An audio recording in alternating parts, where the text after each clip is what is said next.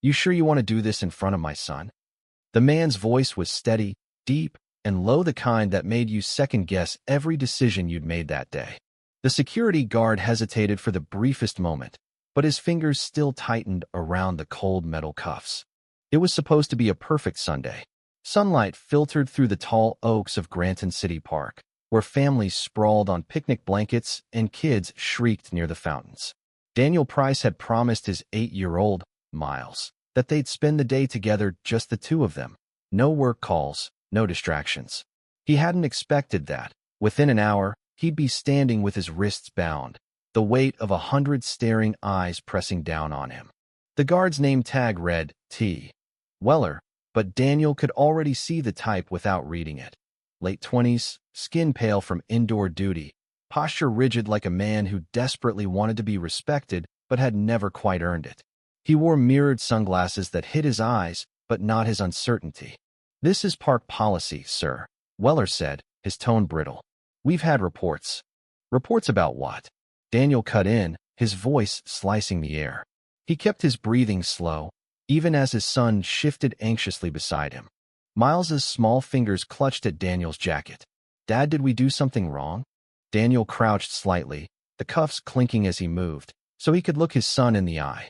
"No, buddy," he said softly. "We didn't." Weller shifted his weight, glancing at the gathering crowd. Daniel could hear murmurs starting, a mix of confusion, outrage, and, from a few corners, smug satisfaction. This was how things spiraled. One call, one assumption, and suddenly the narrative belonged to whoever spoke first. "Sir, you match the description of..." "Of what?" Daniel's voice was still calm, but it was the calm that made people nervous. "A criminal? Because I'm here with my kid, eating ice cream, wearing a jacket you don't like." Somewhere to the left, a woman's voice rang out. "I saw the whole thing. He didn't do anything." Cameras were already raised, little red dots blinking on. Weller's jaw flexed. He'd made the decision. Now he was trying to justify it. "We've had incidents lately. A man harassing families near the playground." Daniel almost laughed, but it wasn't amusement, it was disbelief. "And your suspect list starts with me?"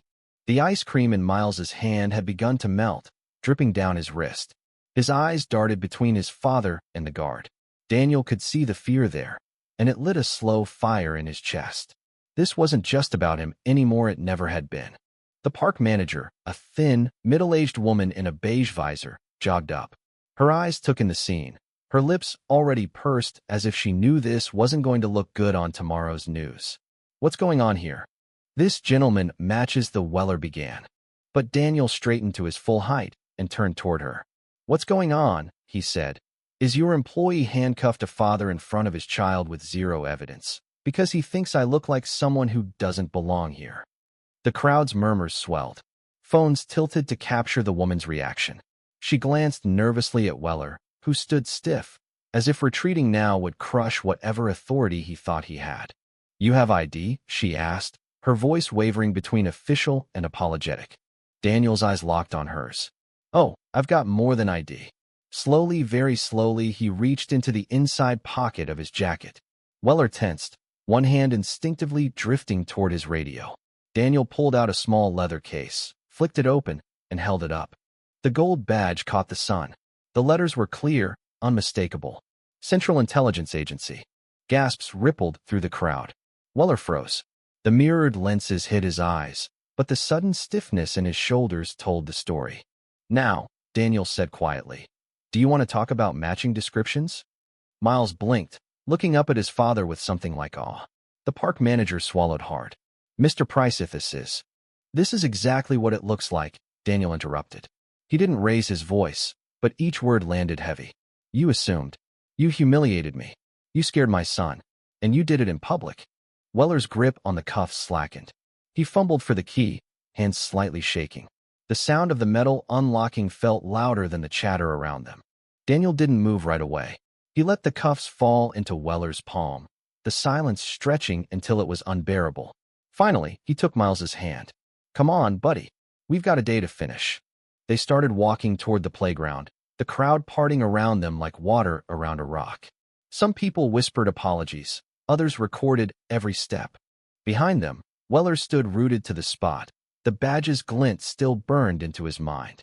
He had no idea that this encounter caught on half a dozen phones was about to become the headline he'd never lived down. But Daniel knew, and for the first time that afternoon, he let himself smile, just barely. The moment they reached the playground, Daniel helped Miles onto the swing set, giving him a small push.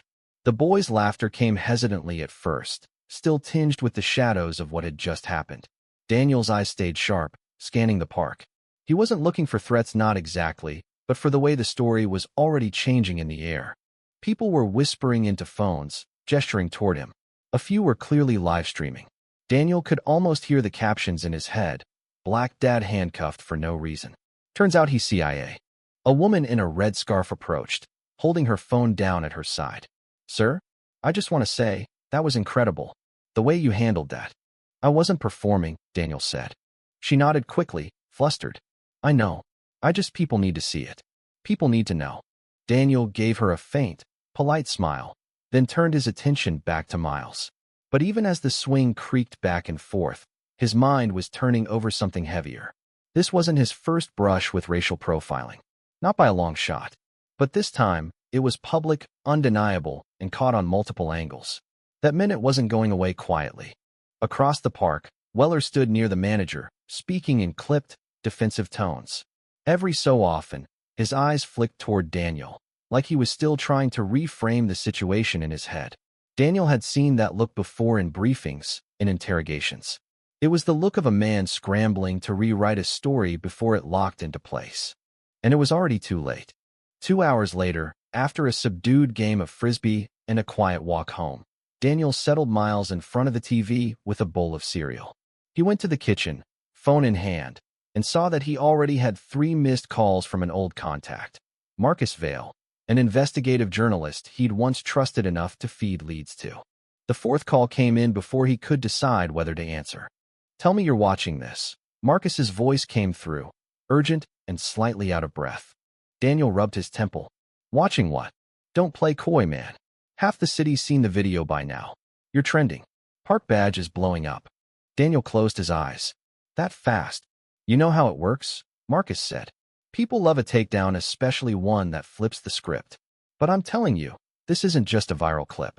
This is a story. Weller's already suspended pending investigation. The mayor's office called me for comment. Daniel leaned against the counter. I didn't ask for this. Marcus snorted. No one asks for this. But you've got leverage. The kind of leverage people fight careers for. You could. I'm not here to make speeches, Daniel cut in. There was a pause on the line. Then Marcus said quietly, You're also not the kind of man to just walk away when something like this happens. Daniel didn't answer.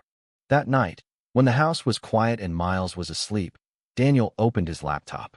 The first video that popped up was shaky phone footage him standing calmly as Weller cuffed him, the crowd gasping when the CIA badge came out. He scrolled through the comments. This man is a king. I can't believe this is still happening in 2025. Weller should never work security again. And, of course, the uglier ones. Fake badge. Bet he printed it off eBay. Maybe he was up to something. They don't cuff you for nothing. Daniel had learned long ago that the internet didn't deal in nuance. You were either the hero or the villain, and people picked sides fast. A message pinged in his inbox from an account he didn't recognize. It was short. I know what you really did for the agency. We should talk. Daniel stared at it for a long moment before closing the laptop. Some ghosts didn't stay buried. The next morning, Granton City's mayor held a press conference, flanked by the park commissioner and a visibly uncomfortable Weller. The mayor's voice was grave. Yesterday's incident at Granton City Park was unacceptable and does not reflect the values of our city. We are committed to ensuring that all residents and visitors are treated with dignity and respect. The footage cut to Weller reading from a prepared statement, apologizing if his actions caused offense. Daniel switched off the TV halfway through. His phone buzzed again this time, a number he recognized instantly. Langley. Price. The voice on the other end said, crisp and official. We've been monitoring the situation. You're a private citizen now, but your name still carries weight. We'd prefer it stayed out of unnecessary headlines. Daniel almost laughed. A little late for that. There are channels, the voice continued. We can make it fade, or you can let it run its course. Just understand, once you step into the light on this, You won't be able to step back. Daniel glanced at the living room, where Miles was building a Lego tower. He thought about the look in his son's eyes yesterday, the fear, the confusion. Then he thought about the hundreds of kids who'd grow up seeing their fathers treated like that, without ever holding a badge to make it stop. "I'm not hiding," he said finally. By Thursday, Daniel was on the steps of City Hall, a podium in front of him and a semicircle of microphones waiting. The crowd was bigger than he'd expected, not just reporters, but families, activists, everyday citizens holding signs that read "Equal means equal and not another day." When he stepped up, the murmurs quieted. Cameras rolled.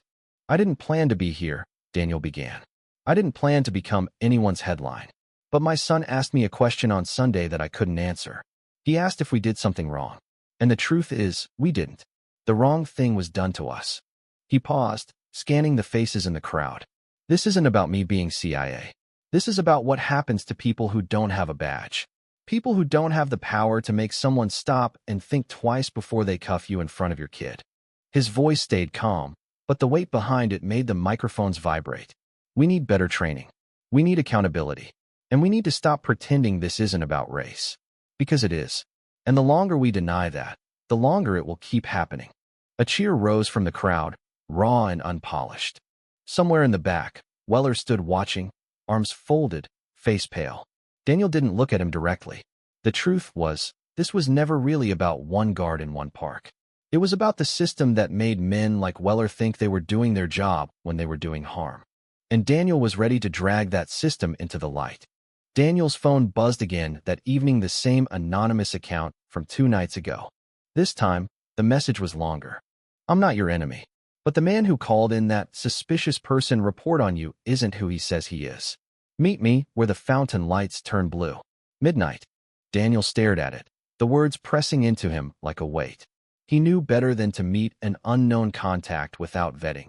But something about the phrasing and the fact they knew about the original call told him this wasn't just an internet crank. He glanced toward the couch where Miles was curled up watching cartoons. His son looked peaceful, the events of Sunday fading in his young mind. Daniel hated that the same couldn't be said for him. By midnight, Granton City Park was a different world. The laughter and chatter of the day were replaced by the hum of crickets and the occasional rustle of leaves. The fountain, ringed with benches, cycled its water through a set of LED lights that glowed blue at the top of each hour. Daniel approached quietly, scanning the shadows. Years of training made him blend in without trying casual posture, slow steps, but every sense tuned sharp. A figure emerged from the darkness, hood pulled low, hands visible at their sides. "You showed," they said, voice low and rough. "Make it quick," Daniel replied. The hooded man shifted, glancing around before speaking again. "Name's Eric Sloan. Used to be on city security contracts.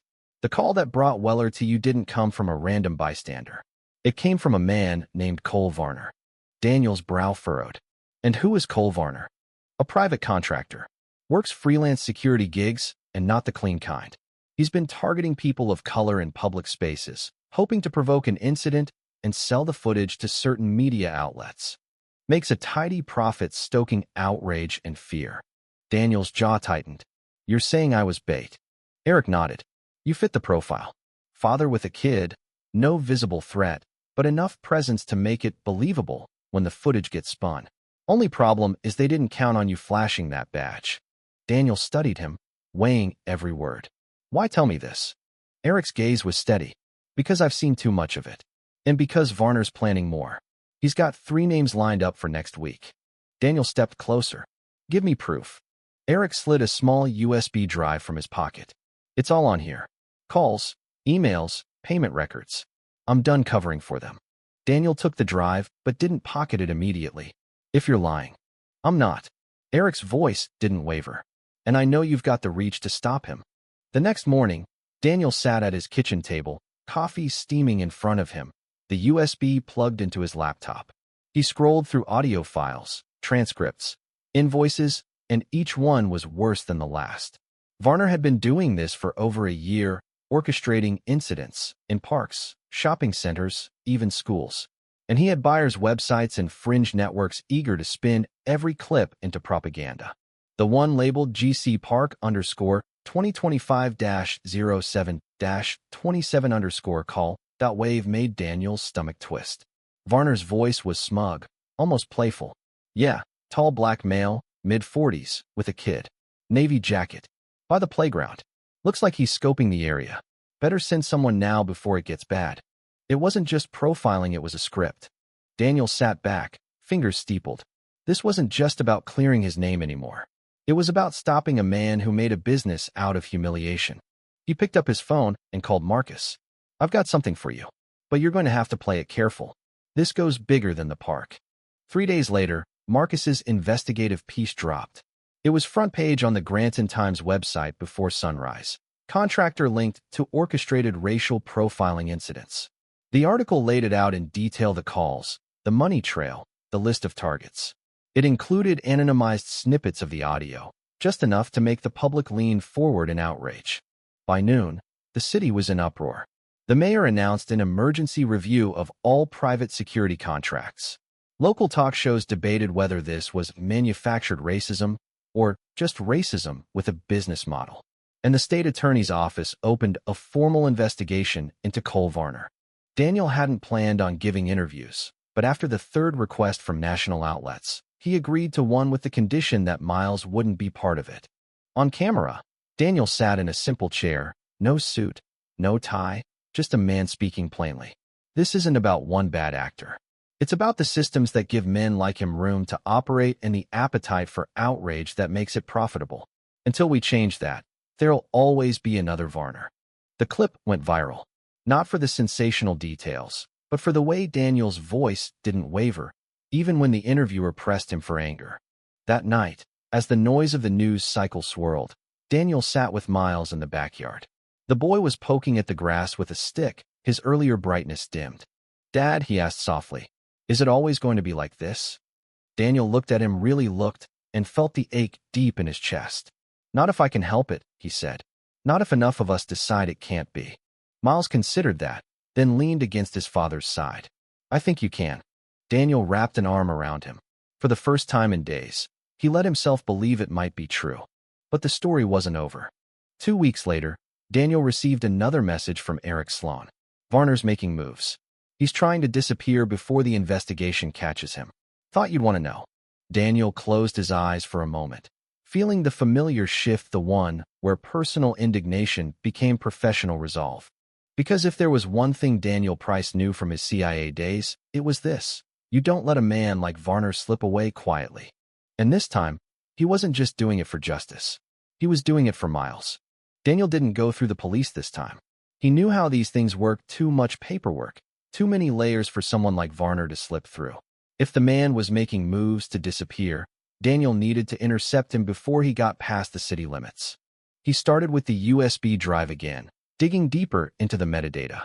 Hidden among the audio files was a short, encrypted note with GPS coordinates and a timestamp for the coming Friday night. The location was a storage facility on the industrial edge of Granton, a place Daniel recognized from an old case: anonymous units, lax oversight, perfect for anyone wanting to move gear or records without attracting attention. Friday night, rain slicked the streets in silver. Daniel parked 2 blocks away and approached on foot, his jacket zipped up against the wind. From a distance, he saw the orange glow of a single overhead lamp above Unit 43. Inside the cone of light, Cole Varner was exactly what Daniel expected: broad-shouldered, mid-50s, wearing a tactical windbreaker over a shirt too crisp for someone moving boxes. He was working fast, transferring file cases and hard drives into the back of a black SUV. Daniel stepped out of the shadows. "Going somewhere?" Varner froze mid-lift. Then, slowly, he turned. His eyes flickered in recognition, followed by a smirk. Well, the park celebrity. Thought you'd be too busy giving speeches to come see me off." Daniel didn't move closer yet. "You've made a lot of noise for a man who hides behind phone calls." Varner set the case down, leaning on it. "You think you're some kind of hero, Price? You embarrassed a rent-a-cop with a badge trick. Big deal. I've been in this game a long time. People want a narrative, I give it to them. You're just content for the weak." Daniel's voice stayed even. "You're not just a bigot, Varner. You're a businessman. And you know what happens when your files hit the wrong hands." Varner's smirk thinned. "You mean Sloan? I'll deal with him." Daniel took a step forward, the rain pattering softly against the pavement. You won't. Because you're done. Varner's eyes narrowed. Or what? You gonna flash that little badge again and scare me? Daniel reached into his jacket slowly, deliberately, and pulled out a small audio recorder. He pressed play. Varner's own voice spilled into the air, tall black male, mid-40s, with a kid. Navy jacket. Looks like he's scoping the area. Varner's jaw tightened. Daniel stepped closer until they were only a few feet apart. You built a business on humiliation. You pushed fear into places where families are supposed to feel safe. And you made my son ask me if we'd done something wrong. That's where you crossed the line. From behind Daniel came the crunch of tires over wet gravel. Two unmarked sedans rolled into view, headlights cutting through the rain. Doors opened, and plainclothes officers stepped out the state attorney's special investigations unit. Varner's eyes darted between them and Daniel. You set me up. Daniel shook his head. No, you set yourself up. I just made sure the right people were watching. The officers moved in, cuffing Varner as he spat curses into the night. The black SUV sat open, boxes of evidence waiting to be tagged. One of the detectives gave Daniel a nod. We'll take it from here, Price. This is airtight. Daniel turned without another word, walking back into the shadows as Varner's voice faded behind him. The following week, Granton was buzzing with the news of Varner's arrest. The investigation revealed at least a dozen staged incidents, each with video clips sold to fringe media outlets. Civil rights groups rallied, city contracts were overhauled, and Weller the guard from the park resigned under public pressure. Daniel kept his distance for most of it. He gave one final interview, not to gloat, but to shift the focus. This was never just about me, he said into the camera. It's about the next father who takes his kid to the park and doesn't have a badge in his pocket. It's about making sure no one else has to explain to their child why they were treated like a suspect for existing. One quiet Sunday, 2 months later, Daniel and Miles returned to Granton City Park. The oaks still cast the same long shadows. The playground still rang with laughter. But this time, the faces that turned toward them didn't carry suspicion, only recognition, and sometimes a quiet smile. Miles tugged at his sleeve. Dad, can we get ice cream? Daniel grinned. Yeah, buddy. Let's do that. They sat on a bench, cones in hand, watching the fountain lights change from green to blue. For the first time since that day, Daniel felt the air here was truly theirs. A woman with a stroller passed by and paused. Mr. Price, I just wanted to say thank you. What you did, it mattered. Daniel gave a small nod. Just did what needed doing. As she walked away, Miles leaned against him. You really did change it, didn't you? Daniel looked out at the park, the families, the laughter, the simple ordinariness of it all. Maybe a little, he said, but it's a start. They sat there until the sun dipped low, the lights soft and golden. Daniel knew there would always be another fight somewhere down the road. But for now, here, with his son beside him and the city just a little better than before, he could let the world be still. And that was enough. Thank you for listening. If you find it interesting, please like and subscribe to follow the next stories.